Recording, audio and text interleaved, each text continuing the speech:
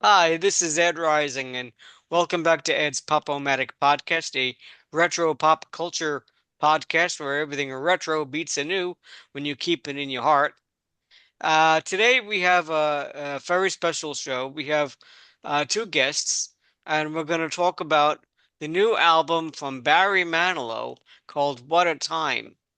It just came out last Friday, June 5th. It sounds terrific. It's a throwback to Barry's albums from the 70s. And he tackles a lot of different, um, like most of his albums, he has he goes through several different genres that he seems to do very well in. And so our panel tonight is Daniel Coston, who's a regular or irregular, as sometimes people say. Right off the bat from Charlotte, North Carolina. Daniel, good evening, and how are you, sir? Well, And he's gone. we lost Daniel. Well, we can. We lost him. He'll be back. I'm And sure he will so be back. Daniel will be back, but now now we can give the a little light to Ed Crawford, known as Mr. Broadstreet around Beatles and Paul McCartney circles. Thank you. Ed is really happy to have another Ed aboard Well, with us. two heads are better than one, they say, as the old joke goes. No, thank you, Ed. Well, yeah, as we're as we're waiting for everything to kind of reconnect with the Manilow thing, and I'm interested. First, as we were talking before, I'm kind of interested in learning that because I mean, for Barry, I only know kind of more maybe the greatest hits. I've heard some of the songs over the years. I know he's had some health issues that he's recently recovered from. As you said, Yeah. he's out touring again, which I mean, God bless him. Paul's 84. I think Barry Manilow was what, 82? If I got that right, I something think like that. they're a year or two apart, yeah. Yeah, not And their there's not. birthdays the day before each other. He Oh just turned wow. 80. He just turned 83 yesterday. So Oh yeah, my so he's a year goodness. Wow. they're a year behind each other, right? Yeah. Oh man. Oh, that is so wow. That's so cool to see. I didn't know. So I'm definitely looking forward to to learning about that and to getting more more in depth and everything. Yeah, with so with Paul a little bit, just kind of hopefully not stealing too much from the Manilow faction of this, but we're of course celebrating Barry Well, turning yeah, 83, yes, we're going Paul to turning celebrate 84. Paul McCartney's 84th birthday, I which is can't believe pretty it. amazing, I know. and Manilow's new record. Let me just Exactly. check to see if he's able to Oh get yeah, yeah, in what's absolutely. going on. And then thank you everybody for your patience, and we'll get this moving in a little bit more. There's always a little technical Oh, it difficulty. always happens. Well, I may showcase two quick items or a couple quick items too, just to sort of show. This one I just got today. I just as trying to do some technical troubleshooting on my page on Call Me Mr. Broadstreet across all the platforms, YouTube, etc. YouTube is the primary. I got these from mutual friend Paul Sally. Now these are very nice. These are some postcards right here from I think it's from the Silver LP. So Boys of Dungeon Lane just came out a few weeks ago, just on May Hmm. 29th. So just kind of showing those off. And yeah, I think Mike did take these. I mean, these look like very early right here. And that would be Mike McCartney, his Mike brother. McCartney. Yes, yes, Mike McCartney, That's Paul's brother. wonderful picture. This is a nice one right here. This definitely looks like I think it's a familiar one with John and George, it looks like. That has to be George. Yeah, it looks like George. Yeah. Circa. Wow, that's cool. Yeah, That's it. circa Going 19. down south. Yeah, got amazing song. I've been enjoying the album. I was listening to bits of it today, even before we were on, and then Paul just hanging on by a thread. Thank goodness it wasn't a very high ledge at that point. Otherwise, we might not be celebrating 84. And something I sort of showed on my channel, and folks can get that and can also see a Broad Street related T-shirt that Paul held. That one I'll save for that, but this I showed you might have seen it earlier, Ed, but this was a little piece of Broad Street memorabilia right here from MPL. Wow. This was for someone who did a contest. There are four questions there. I think I read them off in the video. But we'll get to the main event here. Congratulations, you winner, you. All the best, Paul McCartney. That's That's one I fantastic. got a little while ago. And then people may ask, well, is it real? Well, yeah, we've got the Rockaway Records, and we got the authentication. Frank Caiazzo as well. So maybe Frank's signature is worth more than the Paul signature. Joking around. I mean, Frank is known in the community. He's, definitely an expert on it. Rockaway Records, I know, is very, very reputable. And in fact, this is the ticket in question right here. That's why I kind of have the gloves on a little bit. This is for the Yeah, Los yeah. Angeles premiere of Broadstreet. Wow. Kind of my thing. But yeah, but the like I said, just the autograph, I keep it in the archives, but I'll So just what kind of promotion was he doing? well, it was a That contest for that that ticket.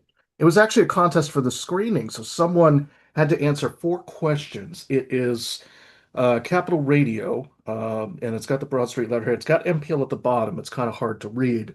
But the questions are actually let me see if you can get it, Ed. Although I'm not mailing this one out, unfortunately, but let's just have a little fun with this. Question one: which London mainline station is next door to Broad Street? Question two, what famous comic strip character have I recently teamed up with? This is during 1984. Robert? You got it. Three, what song did I recently compose for the Everly Brothers? Um what was it? Something about oh, I know the Has, song. has, has to do with a bird. I'll give you a hint. See, I'm Uh, in Manilow mode right now. I'll be So traveling on that line. I don't usually get to sing. On the Wings of a Nightingale. On the Good, Wings of good a song. Nightingale, Yes, right. yes, yes. Oh, here we go. Number four. What Tracy Ullman video did I appear in? Oh, yeah, right. They did They Don't Know About Us. You got it. You got it. And then the Oh, it was first one. great. Funny, I should know the first one. Which London mainline station is next door to Broad Street? I honestly don't know. I would have failed at this one.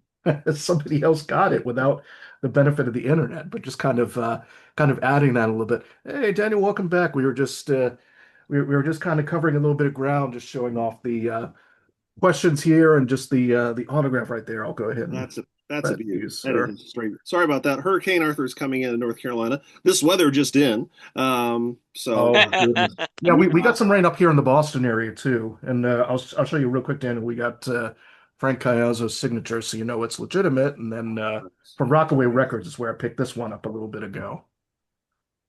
that Oh, is an autograph I do not have. Surprise. I do have the Marx Brothers. Surprise. Oh, the Marx Brothers is a good one. I know we were talking a bit about that, so we were able to, just spend a little bit of quick time with celebrating Paul's 84th birthday. As I was letting yes. Ed know, although not to steal too much, I apologize, but I'm looking forward to kind of learning about Barry because again, it's more like the greatest hits I know of, and we were talking a little bit about that he just turned 83. I didn't realize that. I thought he was a little more than a year and some change, but I guess a year apart. So that's where we Yeah, are.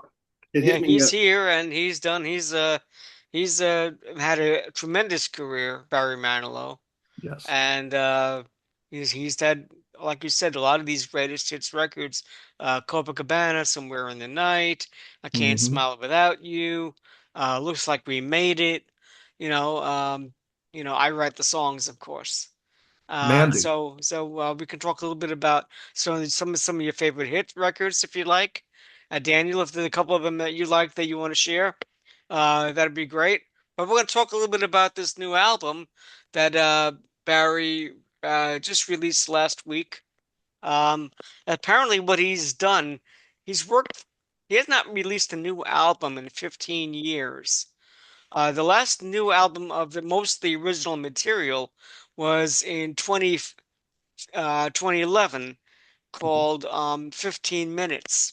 And it was a really interesting record because he talked about fame and he talked about how fame happens and the work that you have to get into that place, to get a record deal, to get an audience, to become famous. And then the tornado or hurricane, as Daniel might think, Mhm. of what happens to you when fame does hit, and how it affects you as a person and so forth. So this is the album he did in 2011, and it was very well done.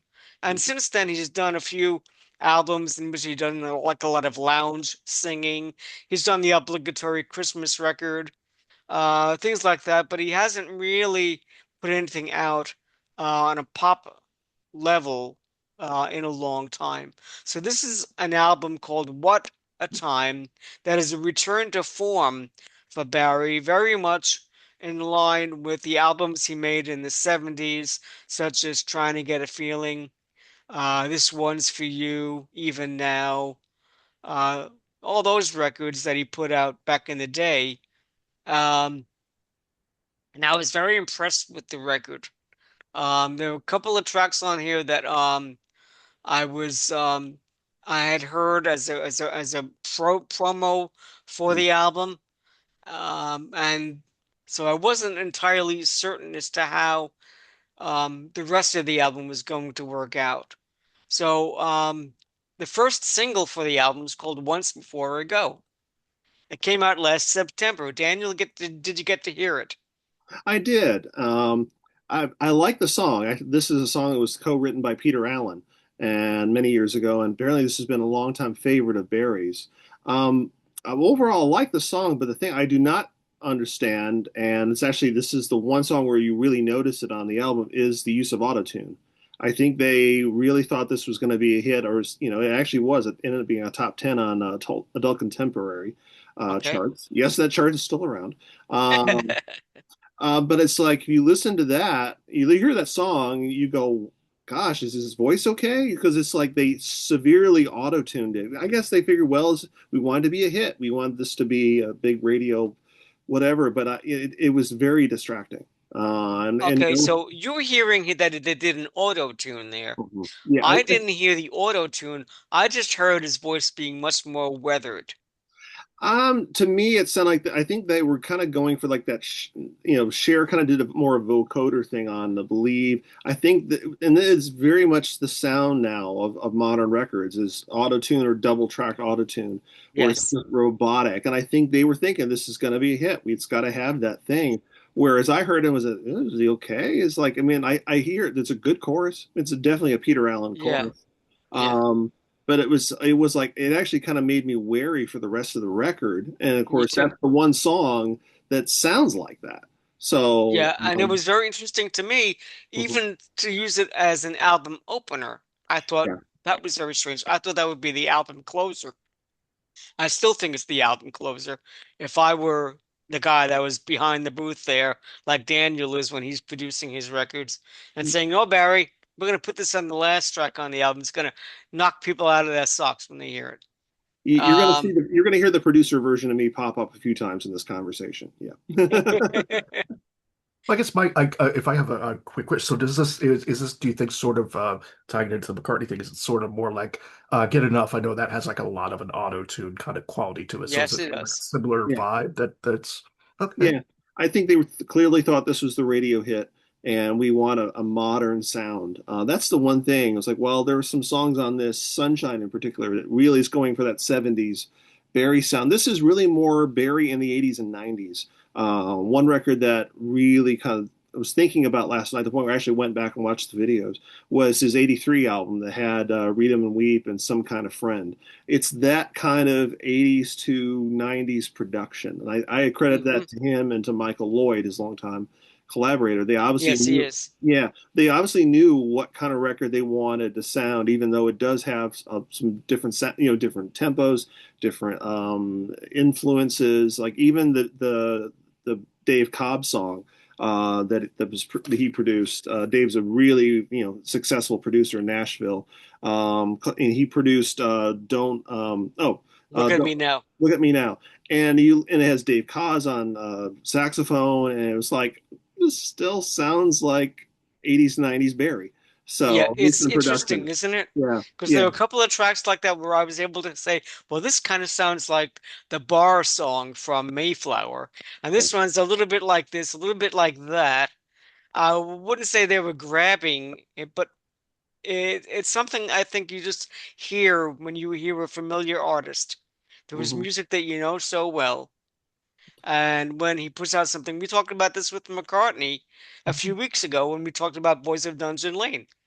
Um, Ed, you want to chip in on that one because there were tracks on that album that made you think of New, made you Yeah, think of Memory they're Almost good. Full, and so forth. No, no, they definitely did. Thank you. You know, definitely. And as I even saw, actually with the Tom's podcast with the two legs that I follow and plug for them as well. But they it kind of did sound a little bit like new, or I thought parts of it were kind of almost mirroring Flaming Pie. And I'm enjoying the new McCartney album, and I'm Me looking forward to too. hearing more about the Absolutely. Barry Same. album, especially being a more casual fan on the Barry Manilow side of things. But yeah, but I mean, it kind of you kind of hear like, okay, well, this is a little bit Flaming Pie, but wait, maybe a little Chaos.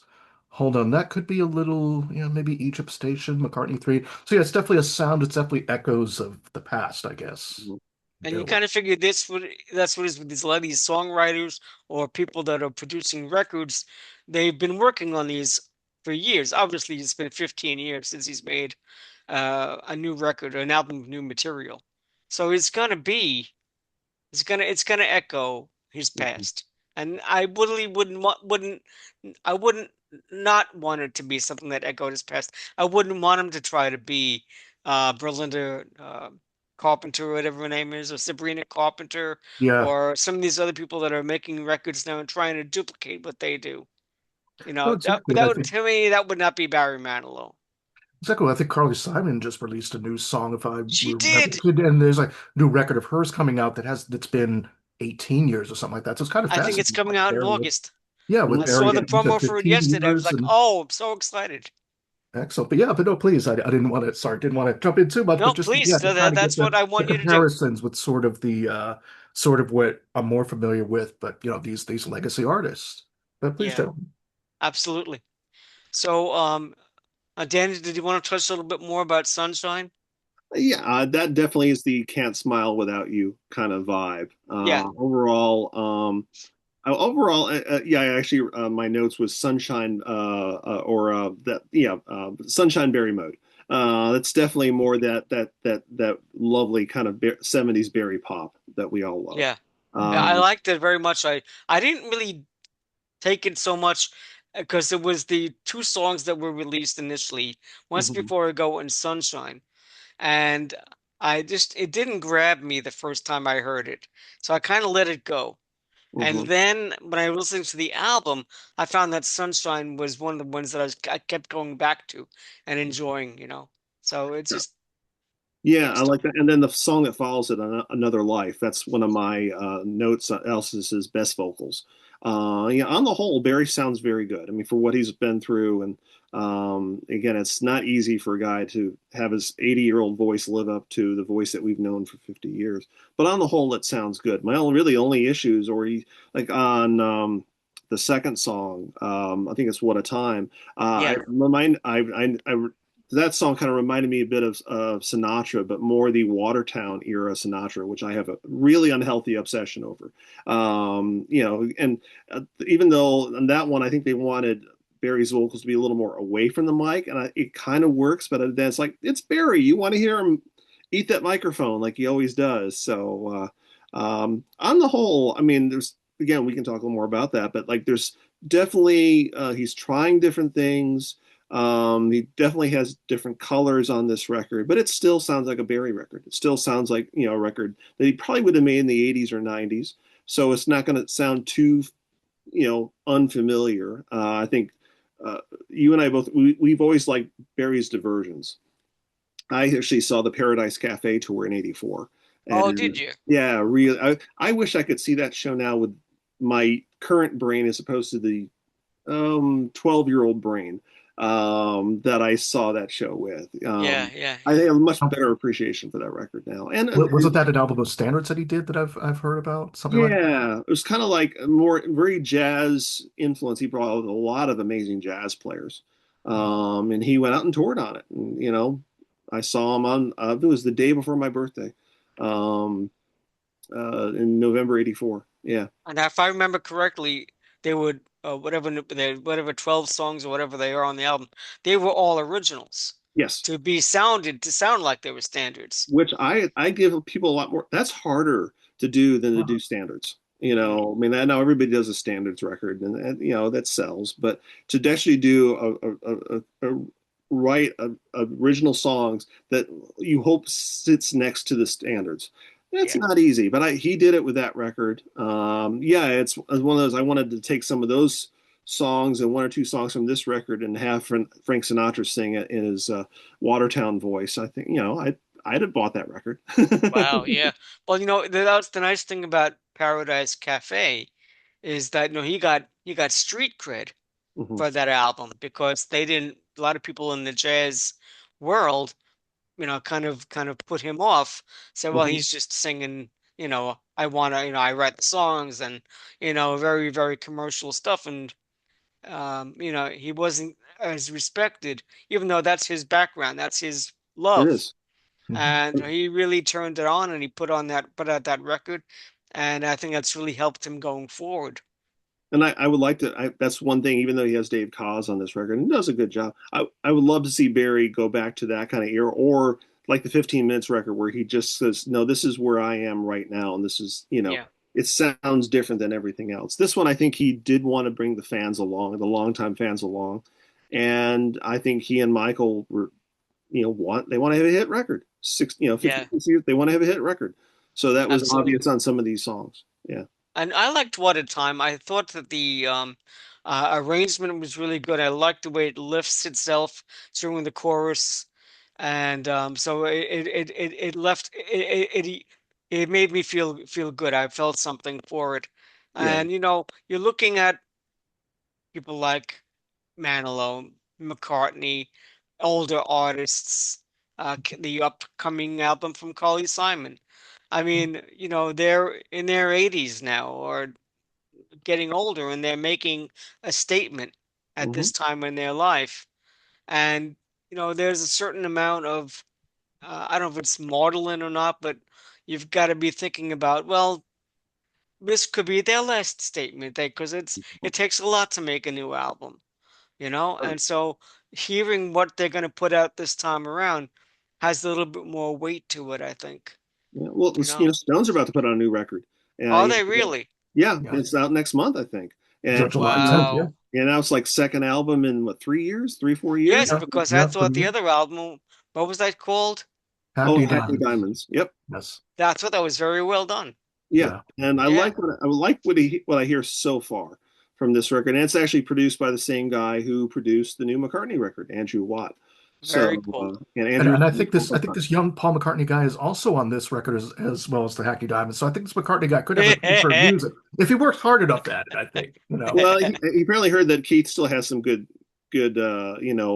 things to Yeah. enjoy. So Exactly. Yes. Yes. I he's know. willing to bring it to Andrew's house. So everybody pile on over to Andrew's and we'll have a party. Exactly. What's amazing is the guy like an Andrew Watt working with the legends like Rolling Stones and McCartney. I mean, I know that these guys got to be professional and they've got to do their job, and they're probably the leaders at this point because they're trying to give them direction into making a record that's going to be a hit today. But it's got to be thrilling as all hell Yeah, to be able to be in that position to work with these guys. he is sort of like the Richard Perry of the moment. He's gonna, Yeah, and kudos to him for taking that zeitgeist and writing it. You Yeah. know, right on. yeah, I photograph a few of those records given the chance. Yeah. I think you would. Exactly.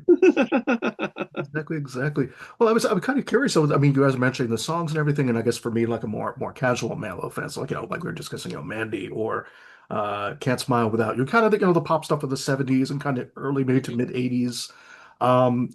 What would be, I guess, a compelling reason for someone like me to go, okay, let me purchase, this record if I've just got the Mm. greatest hits. I'm kind Okay, of curious so about that. if you listened to the classic hits of the 70s, for instance, you'll notice that a lot of the songs that he's written during that period of time, or not, or whatever, recorded, because he has his co-writers, are essentially dramas about romances or relationships.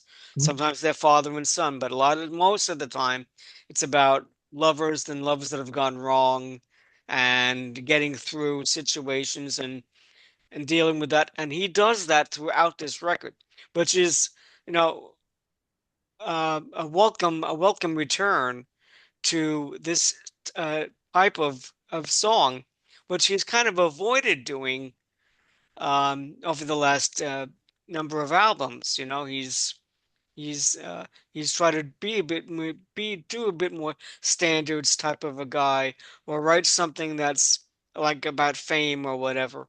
But this time around, he's actually writing about, a relationship that went wrong, or people moving out, people, uh, you know, having a tough time of it. And so I was very moved by the fact that he's returning to something that I think a lot of us, as we get older, we recognize, we maybe there's a relationship that we thought was going to be it. We've Mhm. waited a long time for this to come along. All of a sudden, it's not. And Yeah. so it's certainly there's a couple of tracks like that, like Nobody Told Me, I think is the track Hmm. that I'm thinking about this relationship that he was in with someone, and he learns from an old friend that person is now with his ex-girlfriend, So there are a lot of things like that that go on. I really do. I find those kinds of songs to be very emotional for me. Hmm. I I thought relate to the that. last song, "Coming of Age," was interesting. It's I found that to be a very odd song. Yeah, I thought it was like the most adventurous. So it's definitely the producer version. He wants to put that in the middle, just sort of like a palate cleanser between side one and side two. Hmm. But it's also it's the one song where he kind of talks about himself more the generation of his age. The people that he came up with and what they dealt with. So Right. yeah, I mean, I do like it near the end of the album, but it's like yeah, I wanted to put Coming Age in the middle and take the first song on the album, the Once Before I Go, and put that at the end.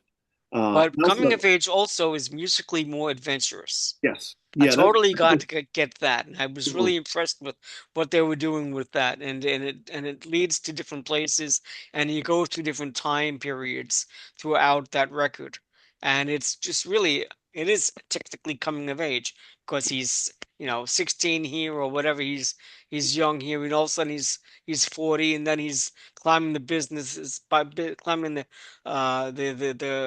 staircase of a big business and things like that, and where he is now. So it's a very interesting track. Um, This is like Barry's version of Weird Paul. We were the last discussing on our Paul McCartney Dungeon Lane conversation. We talked about how much we all like Weird Paul, where Paul goes totally sideways on at least one song on every record, and Yeah. this is Barry's Weird Paul moment. So good on you.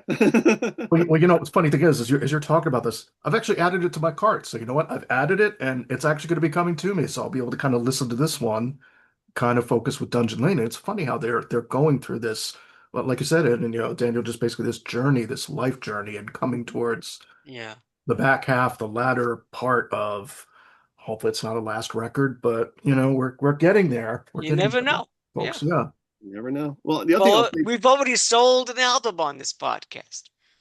How about that, So now, Barry, you owe us an appearance on the podcast. So yeah, huh? we're still waiting on Paul to call us too. He's been on everybody else's podcast. Hey, I could always use another Paul autograph. I'll do a Paul and Barry autograph. I'll find something just Oh, wouldn't totally that off be the wall for cool? them to both autograph. Okay, I'll second that emotion. That would be my childhood blowing up all in one go. We'd all lose our minds. I know that.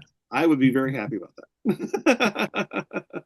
So, Ed, speaking of McCartney, and since this is also McCartney's birthday, and we talked about weird McCartney, is there a favorite couple of tracks from the weird side of McCartney that you particularly like?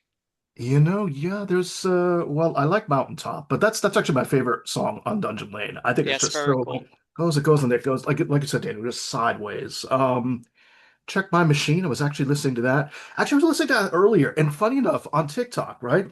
I forget the artist name. So it's a much younger girl. But she says, "Oh yeah, I'm born a couple days before McCartney." So she's rapping on top of "Check My Machine."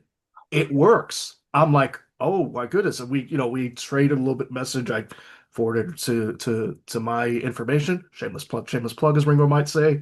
But that she did, or another one I heard. There was this other girl, and I'll send it to you later. And I think Daniel, we might also be on Facebook. I'll see if I could send you the link and everything.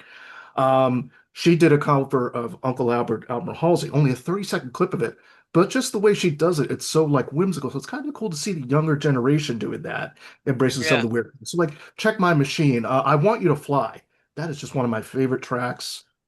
Really should have gotten much more press and much more be available digitally. I want you to fly. Um, What is that from? that's from Chaos and Creation. That's a B-side on one of the CD Oh, okay. singles of Jenny Wren, I believe. I'm looking over at my, I'd have to dig into my curio cabinet, my bookcase here. But trust me, if you look that one up, again, kind of very psychedelic vibe to it. I kind of like some of those more psychedelic vibes.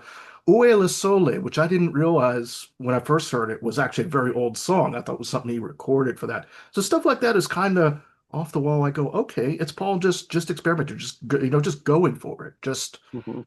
That's what the neat. heck? It's not the normal typical McCartney. And I kind of like that you're both saying that Barry going in that direction. I'd love to hear that. I kind of like to hear how he would do sort of his own version of psychedelia or whatever that might be. Or more like late 60s orchestral pop. The Sinatra record I was referencing, Watertown, is very much a 69, 70 orchestral pop album. It's really like a tone poem about this guy who loses his wife, and she may or may not come back, and he may or may not be mailing these letters that he's writing to her throughout the album. It's one of those. It's a really interesting record. It doesn't go the way you expect.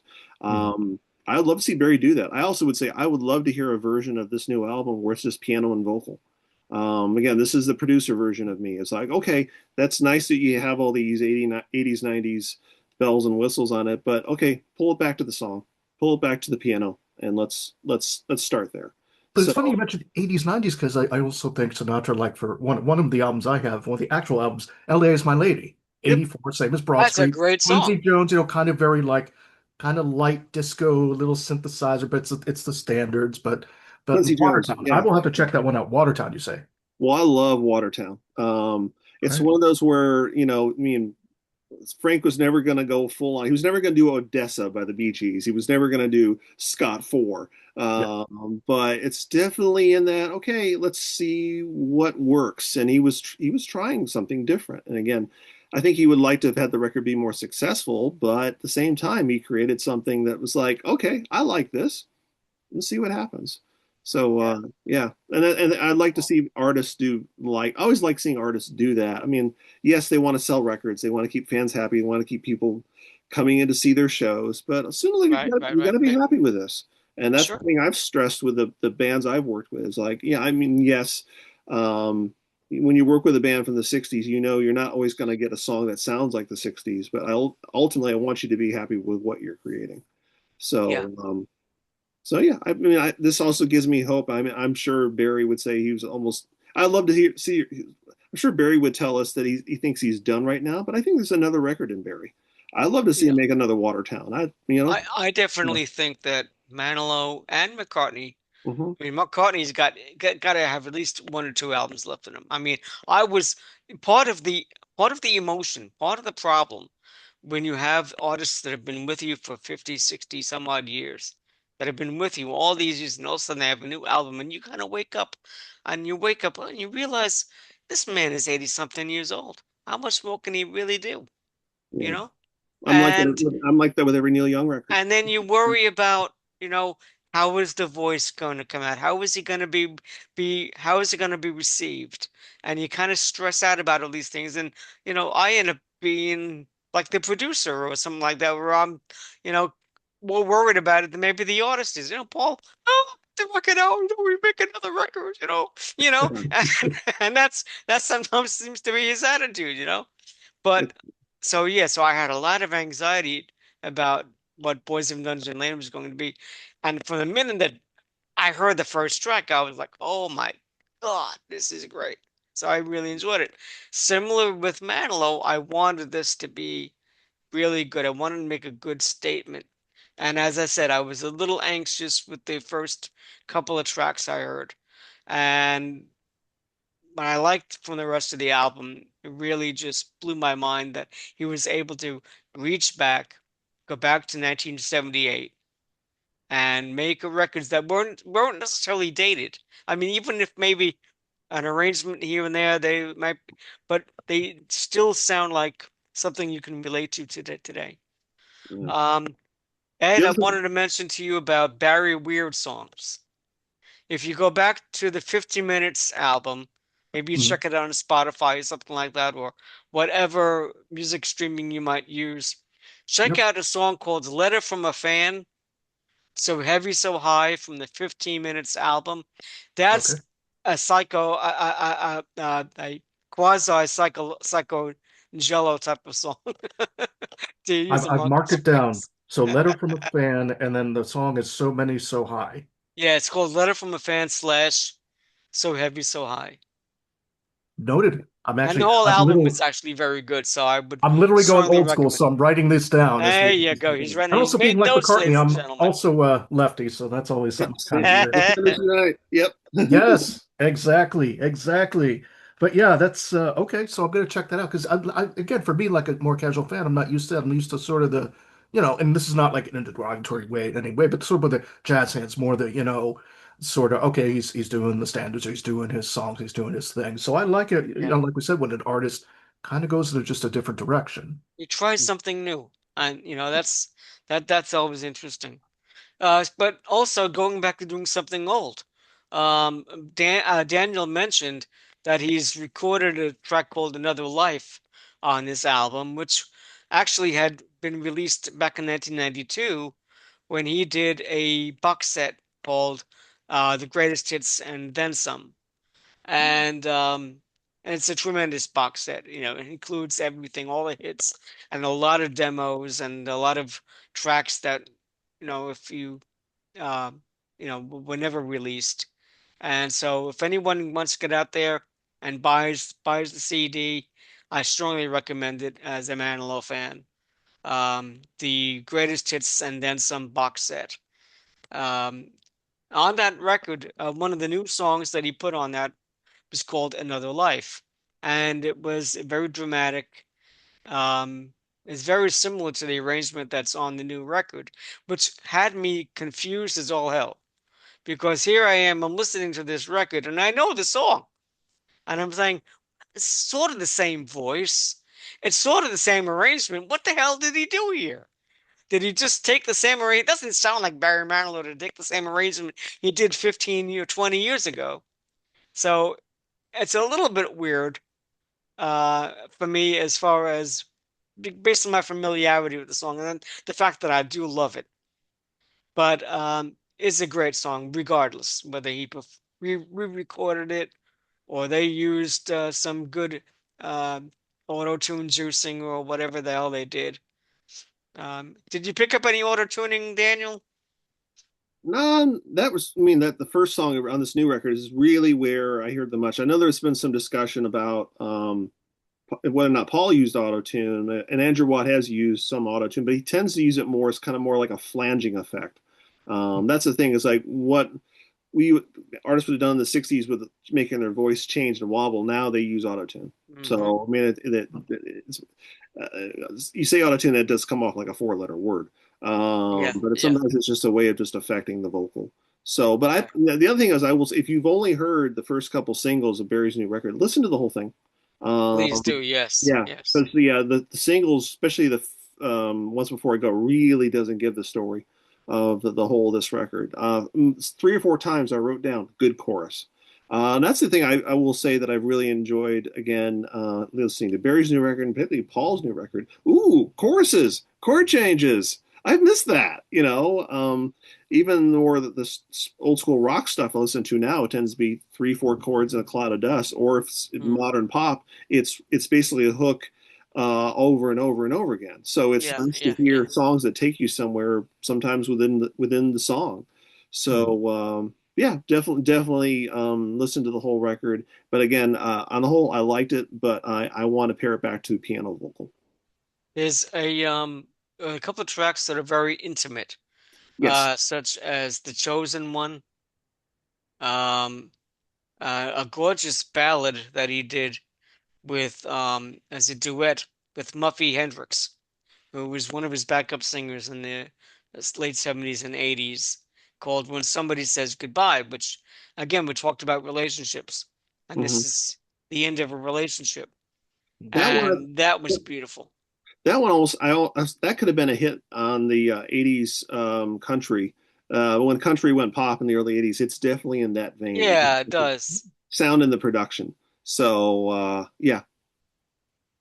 Yeah. So, I lived through that era. I could, and Lord knows it's come around again in its own kind of yacht rocky sort of way. So, Yeah, yeah, yeah. there it is. Oh, the fellow Gen X here, 50, well, I'll be 51 this year. So yeah, basically similar thing, or like with the even the kind of 90s Garth Brooks, that whole Shania Twain Yeah. kind of sound. I don't know how else to Mhm. put Didn't Yeah. Garth Brooks do his last tour of like a year or so ago? I'm like, is Garth Brooks that old, really? I didn't think he Um, was that old. I thought maybe he was my age, and he should I've lost still be track. rocking at 65. Yeah, I missed his last tour. I actually got offered a ticket, but it was like for the wrong night. So I just like, So I've still never seen him, but he's one of the artists I should see at least once. I mean, like, Yeah. regardless of what you think of him, he's sold a ton of records. He's turned Yeah. a lot of people on to, not only his stuff, but other people's records. So, The country music, yeah. yeah, I Sure mean, do. Dylan is mine. Dylan is like just my one. I've got to see him. I've only got a couple of his things, but I would love to just say I've seen him once. He's I've Right, right, right. my I've goodness. seen Dylan twice in the early 2000s and got sneak pictures of him, the first one, which you're not supposed to do. And they were both great shows, and I almost felt like that was it. I'm done. I should see him again at some point, but I'm afraid of jinxing it. Because as you know, Dylan, wherever Dylan is, that's where he is. So every night's different. But yeah, I mean, again, if you haven't seen these artists, you should go see them while you have the chance. Absolutely, Well, yeah, and absolutely. I think my thought is like just don't go in with a preconception. Like I wouldn't go in expecting, okay, look, we're going to hear like a Rolling Stone or something off of Empire Burlesque Yeah, or Joker Man or any of that stuff. Like, okay, just go in. It's just the experience. Just go in. yeah. Go in with a clean slate as much as Yeah, possible, and yeah, just yeah. wherever the show goes, that's where it goes. Enjoy the ride. So speaking of going on tour, Manilow is on tour. Yeah, Presently, he's doing several gigs in the UK, and then he'll be doing what he's doing his last, calling his last tour. Now, Manilow, I think, leads Manilow and the Who, I think, have done the most farewell tours of any act I think there possibly could be, because he's been farewelling since about 2001, somewhere around there. But he's doing a shows. His last Long Island show will be the 27th of June. Has he rescheduled in Charlotte? I believe he has. I couldn't tell you when that date was. I think it's later this year. Okay. So I'll be seeing him at that show at the what is it called? UBS Hmm. Arena in Belmont, New York. And I'm really looking forward to that. And nowadays he'll probably do maybe 18 songs, somewhere in that ballpark. And he'll probably stick to the hits, and maybe he'll do one new song from the new album.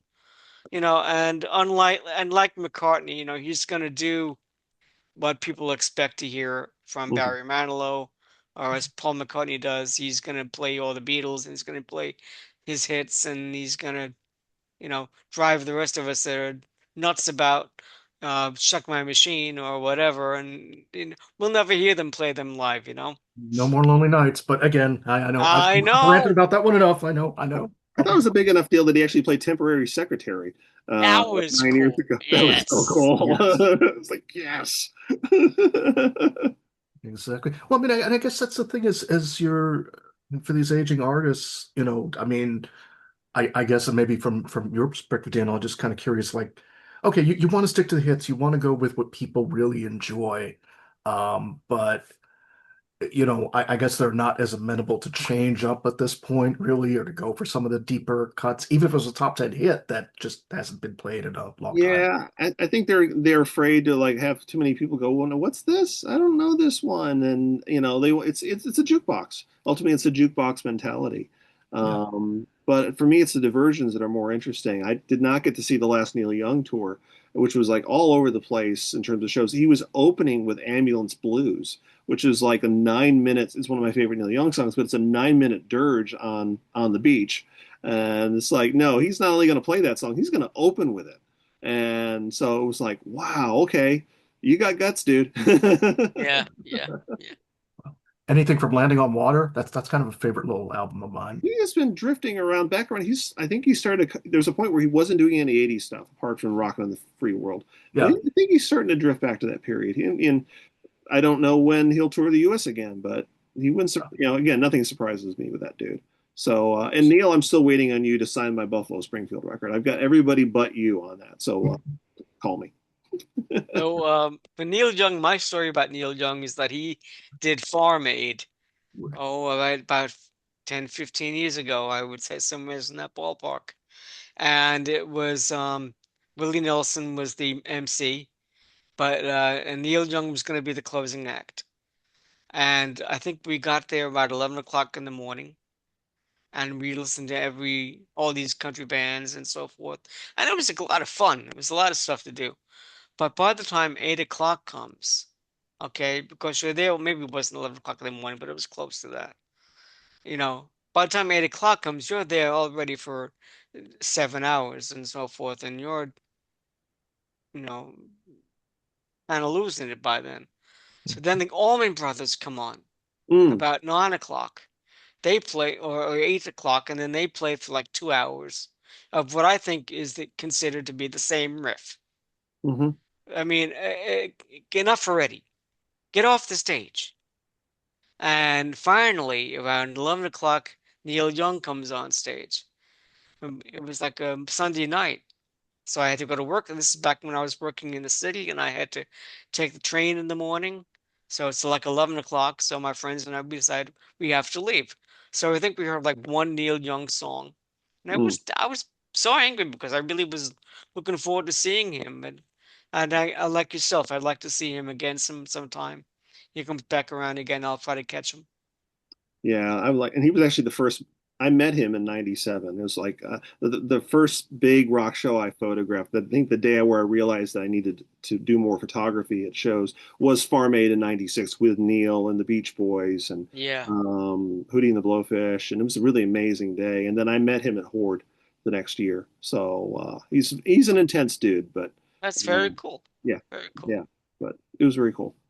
So getting back to this release with Manilow, um, again, and a little bit talking a little about the fact that this is an older artist and a lot of people have come and go through the years that he's worked with.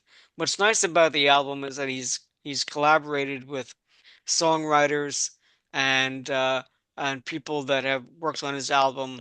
Um, uh, Bruce Sussman has been a songwriter on some of the songs. He's working again with John Bettis, who did work for the Carpenters, Hmm you know. Muffy Hendrix, who sang background with him for years. Dave Koz, who had appeared on several of his albums and toured with him. So these are collaborators. Ron Dante was his producer in the 70s. And Ron sings backing vocals on one or two of the tracks. Okay, So that's it's good to hear. it's it's Cool. it's nice to see a coming home type of record when these people get together again. Unfortunately, missing from this album is a woman named Deborah Bird. Deborah Bird, if anybody is familiar, was a part of his backup group in the 70s called Lady Flash. Um, and she had a terrific voice. And she performed with him on and off over the years, different tours. I think he performed with her maybe 20 years ago or 10 years ago, maybe in one of his last big tours. But I've always liked her and recorded with her with Barry. And unfortunately, she's recently passed away.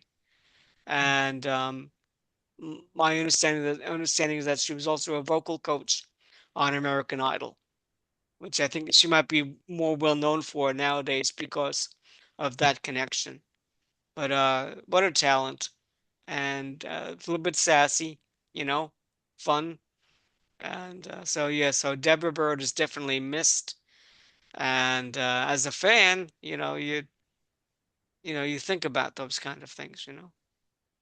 Yeah, it's hard. You go see Springsteen now, you're thinking about, Clarence Clemens, Clarence Clemens. when the keyboardist had passed away. It is hard sometimes. You want to see that artist again, or you want to see the band stay together, but man, that's not easy. It's things happen, and especially when you've been in this business for 40, 50 years. But yeah, it's like you're glad that you had that time with them, but yeah, you still wish they were there sometimes. Absolutely. I Absolutely. I feel the same way about Denny Lane. In fact, you would think with all my stuff that I've got a couple McCartney ones, you would think it would be my lock screen. No, I got to see him in 2023 at the Cape Hmm. Cod Music Room. Did a video about that, and later that year he passes. Thanks to my Right. stepmom, if you happen to be watching this, but that's my lock screen right there. That's his autograph. Oh, wow. And That's got so to cool. meet him, and he was just so kind and generous. And I expect sometimes, and even with Boys of Dungeon Lane, to kind of circle back to that for a second as we're going round and round the universe, as it were. Sure. Yeah, sometimes you do think in the back of your head, oh yeah, I wish Linda was there. Denny, I mean, even hearing a couple of the Wings stuff I was listening to earlier today, going, yeah, Denny just added that something that magical. And yeah, these are not some of these folks may not be considered the star people, but they're key people Rookie people. Well, in and in the story. I've heard multiple reviews of Dungeon Lane say, "Man, it would be great if Linda was singing back up on a lot of these songs, because it misses that female harmony, Yeah, Yeah. which he really hasn't gotten back to since Linda passed." yeah. So yeah, it's again, you think, oh, I'm about it's all not, and sometimes it's not all about the artist; it's the artist that the people that they're working with. Right. And So, Denny Lane in particular had such a great character in his yeah, voice yeah, that you really enjoyed that. There was sort of Lennon-esque, hmm but it was very much his own. That's why if you listen to odd tracks like again and getting back to Weird McCartney, more was it Morse Moose and the Grey And the Grey Goose, Goose, yeah, yeah. and here you go, you got Paul and Denny Lane, the going back and forth. And that was so great just to, you know, hear that character, hear that singing that troubled sailor, and Yeah, and one night when the moon was high, the Grey Goose flew away, for sure. Well, and it must be the same with, I mean, as you're saying with Manilow, with his, with kind of his crew, his folks he's very comfortable with, returning Yeah, to the fold. Like, who would be? Now you've got me a little bit more curious. I'm sorry if I'm asking from a very novice please standpoint, do. but like, who's some of the folks that are kind of his Lennon or Denny Lane or Linda McCartney, or besides the folks you already mentioned? So Bruce Sussman, Jack Feldman were the guys that wrote Copacabana Okay, and quite a few other songs.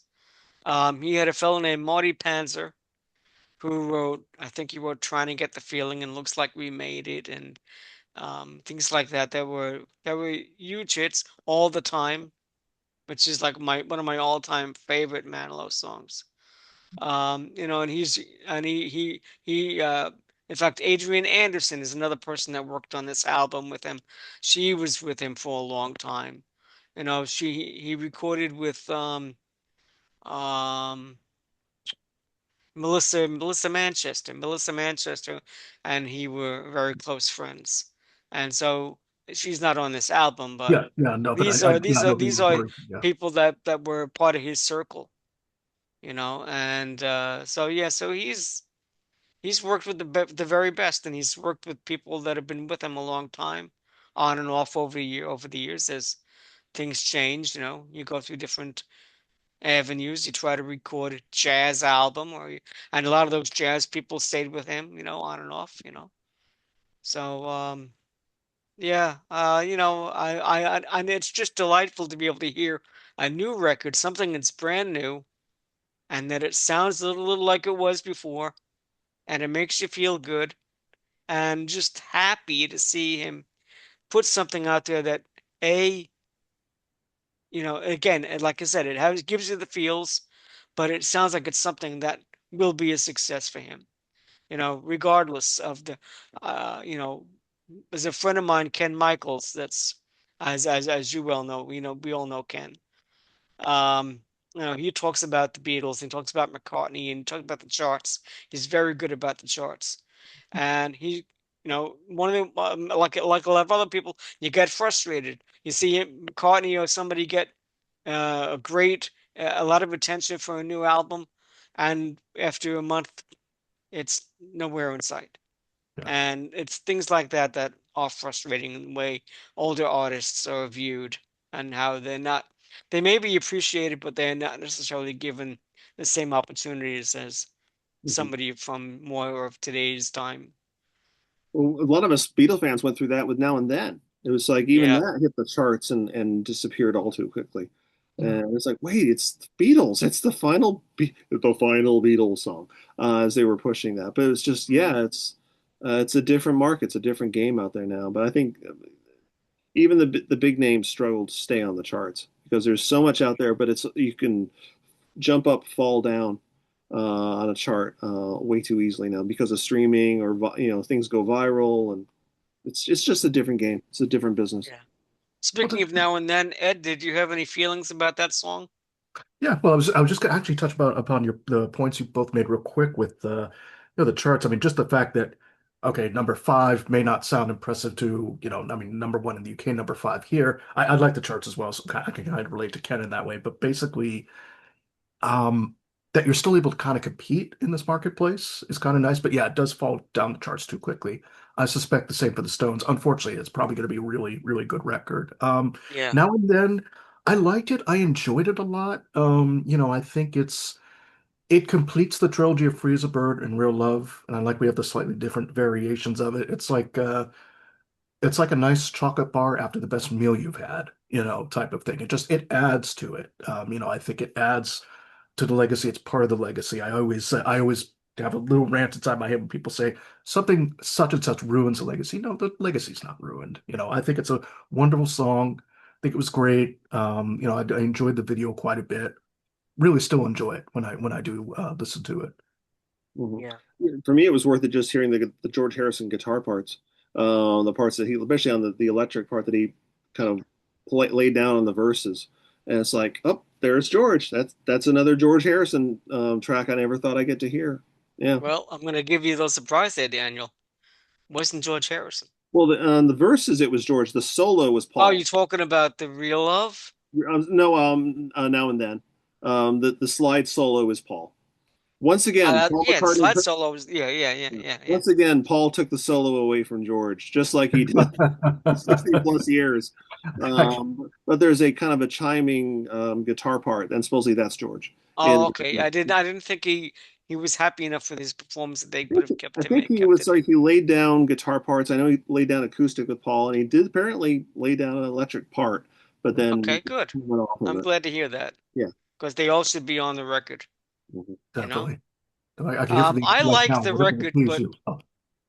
I'm sorry, Ed, I No, didn't I was gonna you say I didn't can mean hear from the afterlife. Whatever will please you. Okay, I'll do this. Oh, we don't have any We words. love George. We love, I'll play or I won't play at all. exactly. But no, the electric guitar was great. It is nice because we do have to have everybody as much as we can on the record. Go Yeah, ahead, yeah. I'm sorry.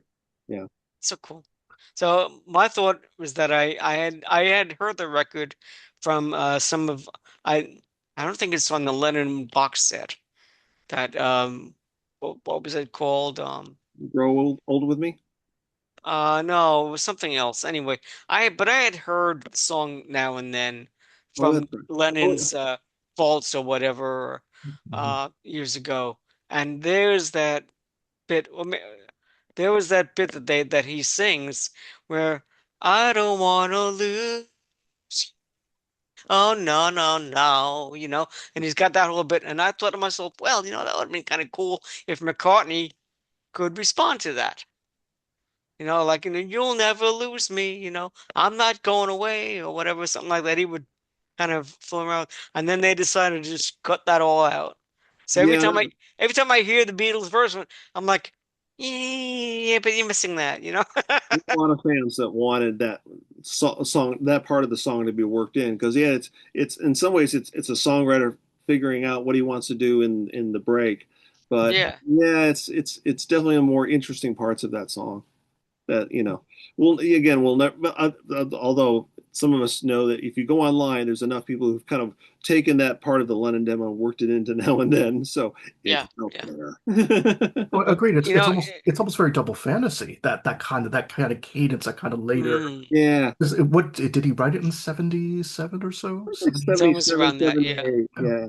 It's definitely in that middle period where he's working on different songs. And and people say, well, he must not have liked it because he didn't revisit them for Double Fantasy. No, he wrote a Right, whole new batch of songs for Double Fantasy. right, He was in a right. big writing binge, and maybe he would have gotten back to some songs. Maybe he would, that's a shame. We'll never know. No, that's right. But yeah, like many writers, he wrote a whole batch of songs. He liked it. He went in and recorded it. And again, we'll never know what he would have done after that. And then you can see that with McCartney.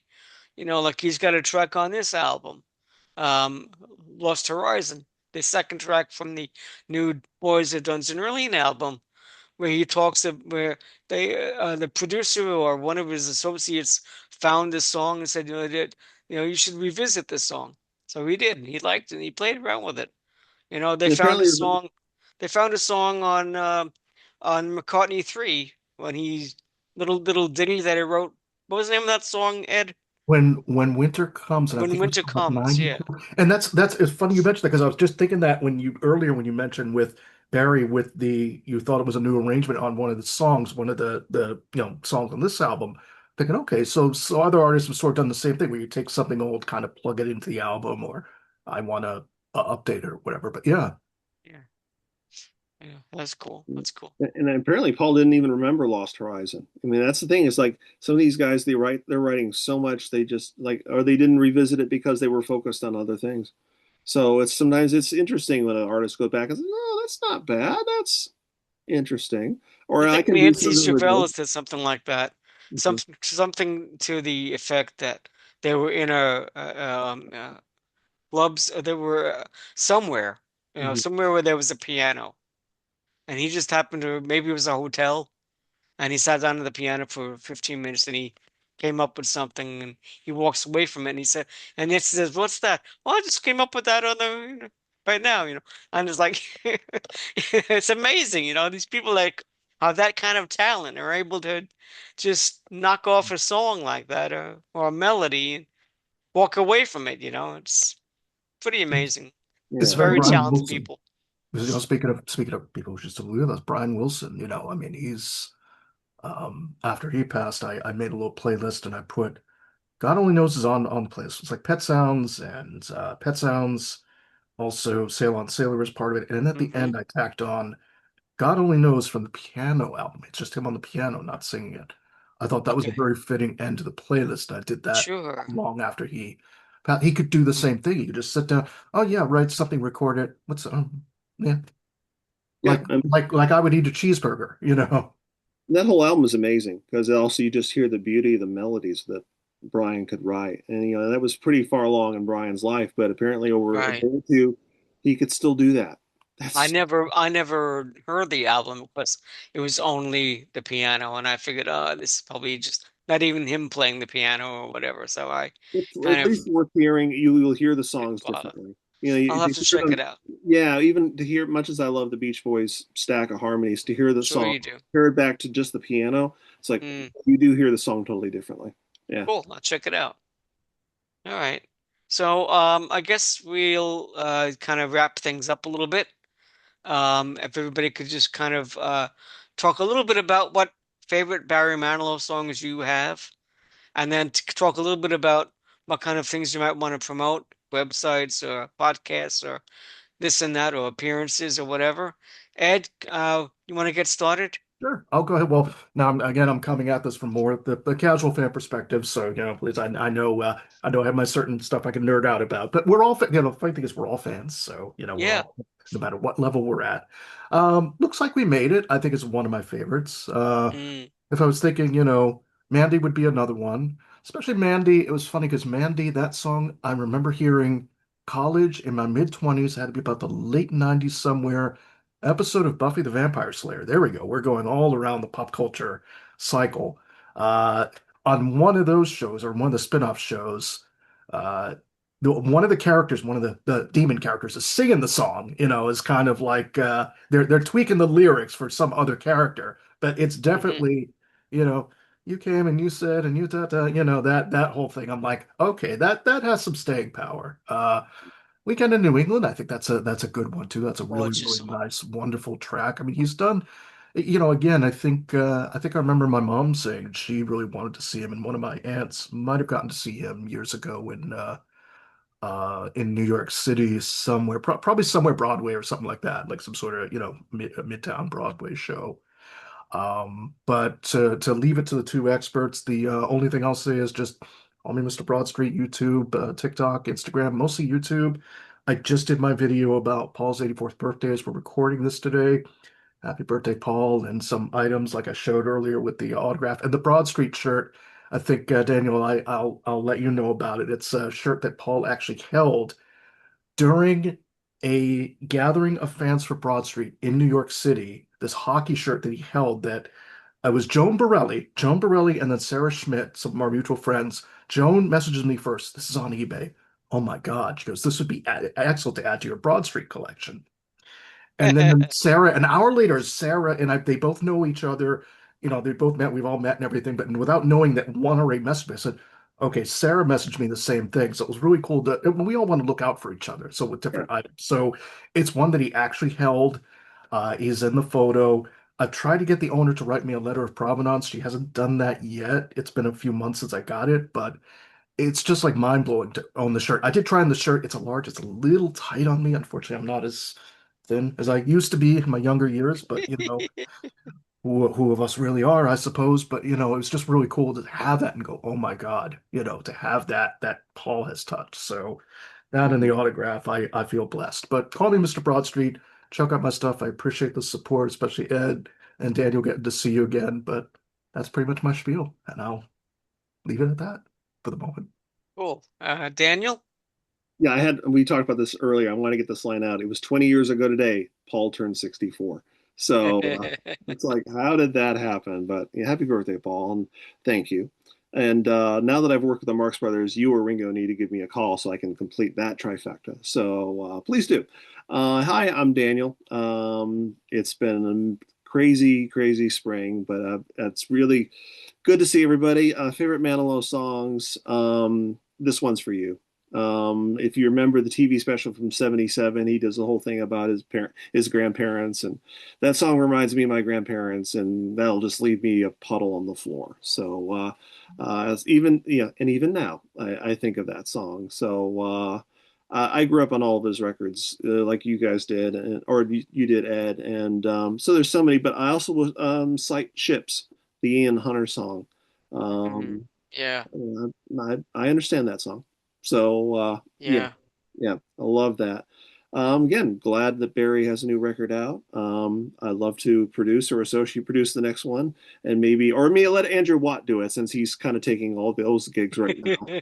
I would love to see what Andrew would do with a Barry record. Sure. So yeah, so there you go. As for me, well, I co-produced the new Harpo Marx live album, which debuted on two charts on Billboard today. And thank you, Ed and Fred Velez, for sending me that chart this morning. I was half asleep at a gig, and that email came in. I just had to walk out of the room, and go, wait, what just happened? So yeah, it's debuted at number 6 on one classical chart, and it's like number 25 on classical albums.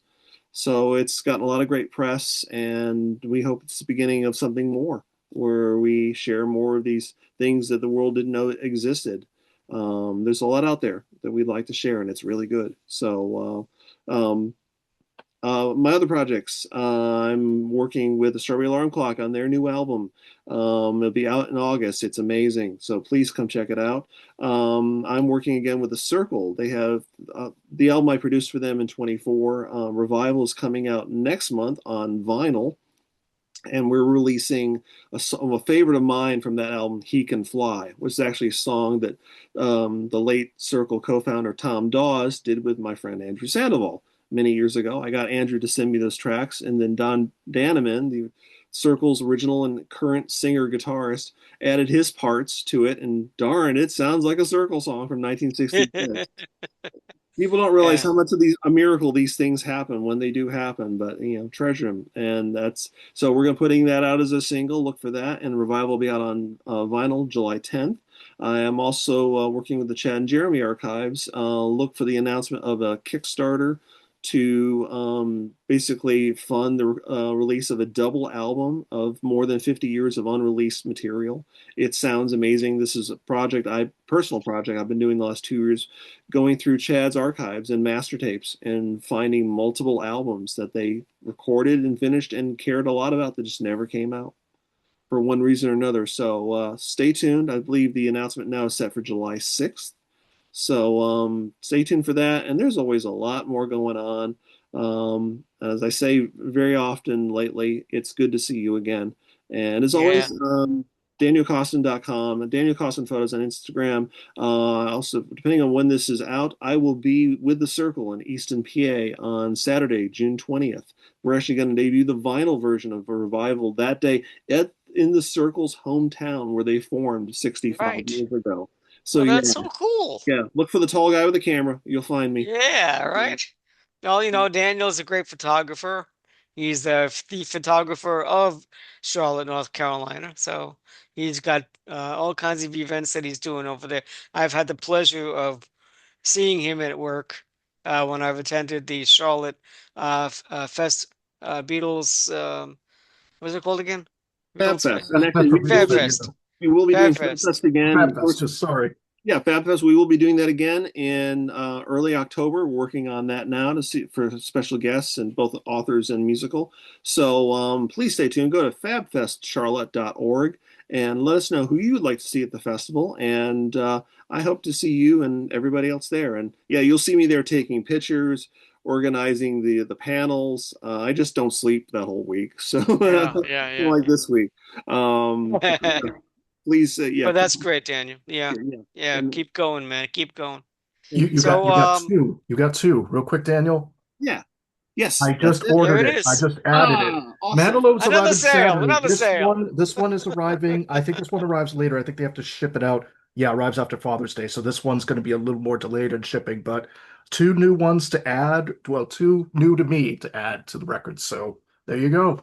Thank you. Yeah, and for anyone who's curious or hasn't heard about it, this is a recently found 1964 recording of Harpo. It was a benefit for the Riverside Symphony in Riverside, California. He about a year before that he had just started talking at a show and didn't stop for a while, and then realized he wanted to do something that was a little more planned. So he proceeded to narrate the whole of Peter and the Wolf at a benefit for the Riverside Symphony. And it's amazing. And it was recorded by Alan Sherman's son, who was Harpo's neighbor. And my friend John Tefteller, who was on our show a few months ago, um, he found the tape in 2020 and has spent the last several years restoring it to where it sounds like a soundboard. It sounds like it was, like it was meant to be what it is now all along. Yeah, So it's a real joy. And, that's fantastic. just the biggest buzz to say, hi, I'm Daniel Coston. I work with the Marx Brothers. That's Just so that, yeah, cool. cool stuff. What's that? Blow your mind. Yeah. Yeah. So, my connection with Barry Manilow started in 1977. Well, just before that, my sister had gotten me tickets to see Barry Manilow at the Eurus Theater on Broadway in New York City. Uh, January 2nd, 1977. So my brother-in-law and my sister and I, we went to the concert and it was a great show. I really didn't even know his music all that well. I just knew the hits, Mandy, Could It Be Magic, and things like that. I didn't really know his music. I was totally captivated. So I became a fan right off the bat. And I really have enjoyed his music all the years. My favorite tracks are probably like All the Time, Trying to Get the Feeling from the earlier days, and then a little bit later on, um, um, um, um, uh, sorry, I'm blanking as I'm prone to do when I'm under pressure.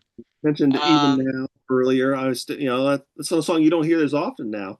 I was surprised even again revisiting songs that reminded me of in this new record that reminded me of early records, revisiting "Read 'Em and Weep," which was like his version of a it's a Jim good Scott song too. Yeah, song. So, yeah. so yeah, Long Way Up is from that album, I think, or that period of his career that I yeah. like. Those kind of power. poppy kind of a thing. There was a little bit departure from what he had been doing before, but I liked that.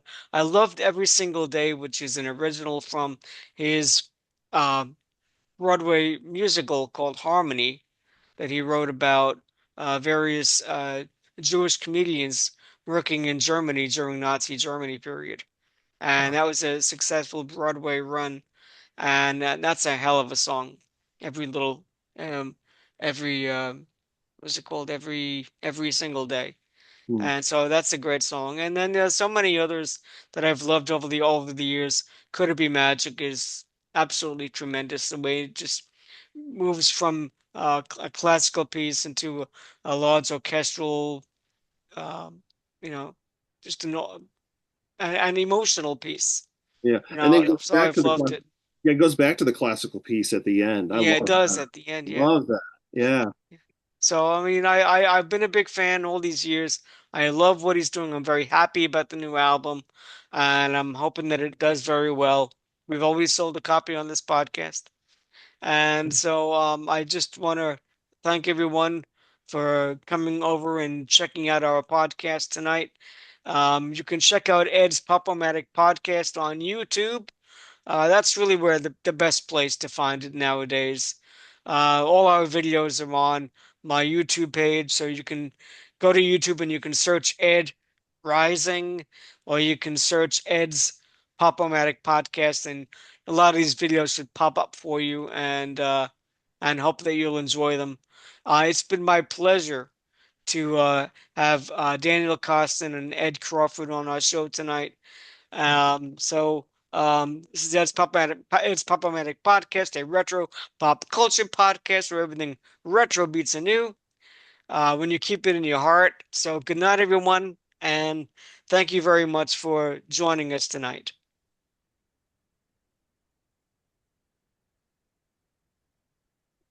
And one of these days I'll turn this off. Okay.